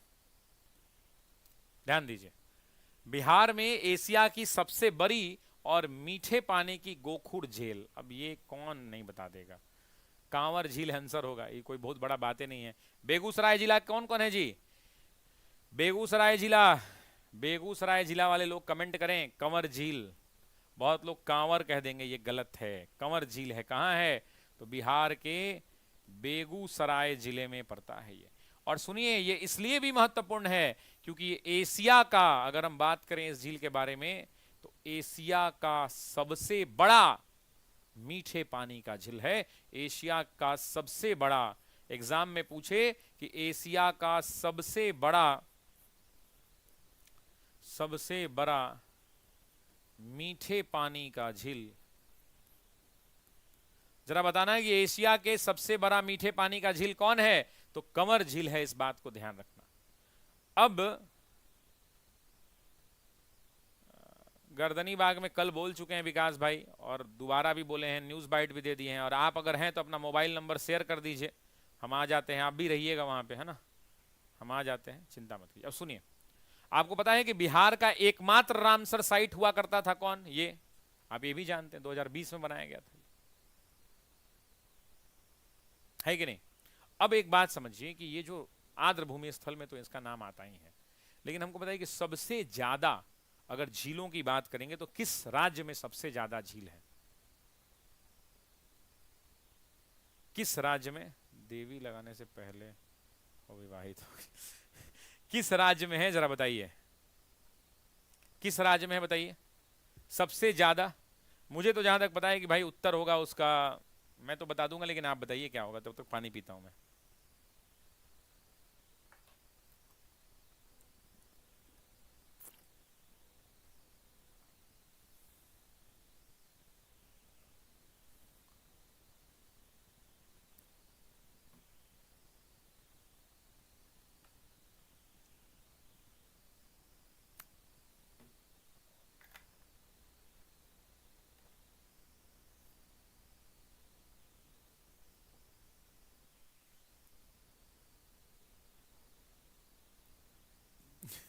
सुनिए, अगर सबसे ज्यादा की बात करते हैं तो बहुत सारे जगहों में है, लेकिन मैं एक जगह का नाम याद है मुझे, मैंने जहां का याद किया था वो है राजस्थान। मैं ये नहीं कह रहा हूं राजस्थान, राजस्थान में बहुत सारी झीलें हैं, जैसे 5 झीलों का नाम आपको याद होना चाहिए: जयसमंद झील, पिझोला झील, आना सागर झील, बाल समंद झील, सागर झील, फतेह सागर झील और दूध तलाई झील। उत्तराखंड में भीमताल, आपको पता ही होगा, उत्तराखंड के अंदर में। लद्दाख में आपको ही पता है पैंगोंग तो झील। जम्मू कश्मीर में आपको पता है डल है और वूलर झील है। उड़ीसा में सबसे फेमस चिल्का झील, केरल में वेमनाड झील, अष्टमुडी झील, मणिपुर में लोकटक, किसको नहीं पता लोकटक, हिमाचल में गोविंद सागर झील, बिहार में कंवर झील, बहुत सारे झील है, आप चिंता मत दीजिए, है ना। आइए नेक्स्ट। 1931 में बिहार सोशलिस्ट पार्टी का गठन किसने किया? अब देखिए एक बात समझिए, मैंने बताया कि 1931 के अंदर में कौन सा सोशलिस्ट पार्टी बना, देखो यहीं पे दूर कर देता हूं कंफ्यूजन, एक बहुत अच्छी बात आई है, देखो 1931 के अंदर में एक बनी जिसका नाम था बिहार सोशलिस्ट पार्टी, ठीक है। और एक और बात सुनो, यहीं पे बताता हूं, 1934 में बनी बिहार नहीं, कांग्रेस सोशलिस्ट पार्टी।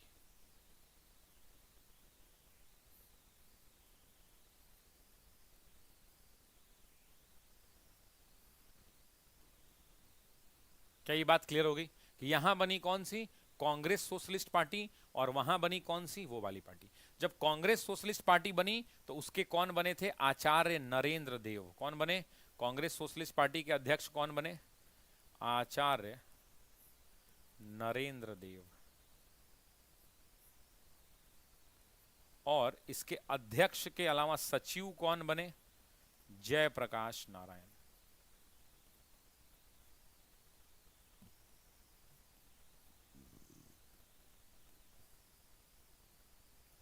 अब सुनो, बिहार वाली जो सोशलिस्ट पार्टी है इसके अध्यक्ष बने फूलन प्रसाद वर्मा, ये अध्यक्ष बने, और इसके सचिव बने जयप्रकाश नारायण।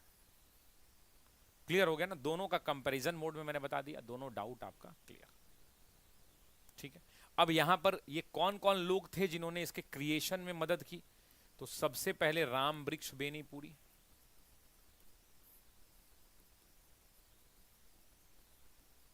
उसके अलावा बिहार का दो बड़ा नाम, गंगा शरण सिन्हा जिनके घर पे ये रुकते थे, और फूलन प्रसाद वर्मा, तो वो तो है ही यहां पे। उसके अलावा रामानंद मिश्रा, तो गंगा शरण सिन्हा,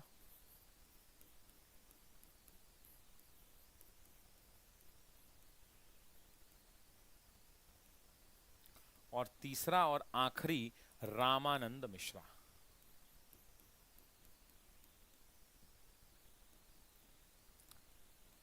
ये तीन लोग जो हुआ करते थे, ये तीन और ये दो, पांच लोगों ने मिलकर, इन्हीं पांच लोगों ने मिलकर बिहार सोशलिस्ट पार्टी का गठन 1931 में पटना में किया था। ठीक है, कहां किया था, पटना में। इस बात का ध्यान रखिएगा। ऑफलाइन क्लास कैसे करेंगे, ऑफलाइन पटना पहुंच के कीजिएगा गौरी शंकर जी। पटना पहुंच के आप क्या करेंगे, तो पटना पहुंच के ऑफलाइन करेंगे। ठीक है, ध्यान रहेगा। गंगा शरण सिन्हा, सभी लोग कमेंट कर लीजिए एक बार गंगा शरण सिन्हा, तो आपको याद आ जाएगा कि हाँ भाई गंगा शरण सिन्हा नाम का भी कोई व्यक्ति हुआ करता था। ठीक है,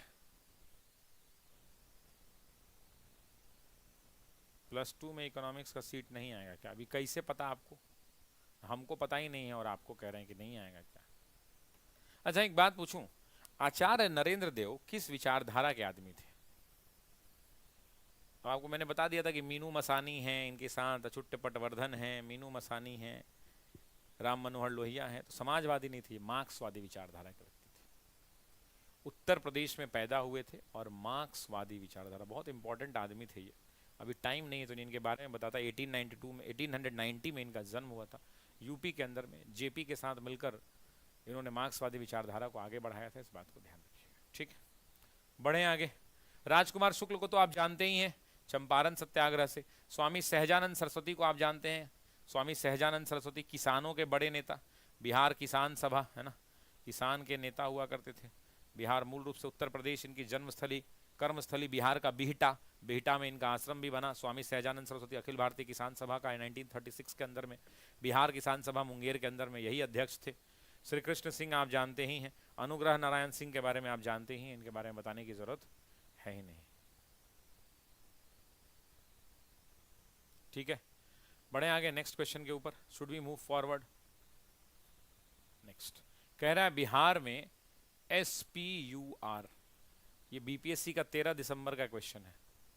स्पर आपका बोलता है कि किससे संबंधित है, तो सबसे पहले तो स्पर है क्या ये आपको पता होना चाहिए। स्पर का मतलब क्या होता है, S से होता है स्टेट, P से होता है आपको पता होना चाहिए, U से क्या, तो शहरी सुधार सहायता कार्यक्रम।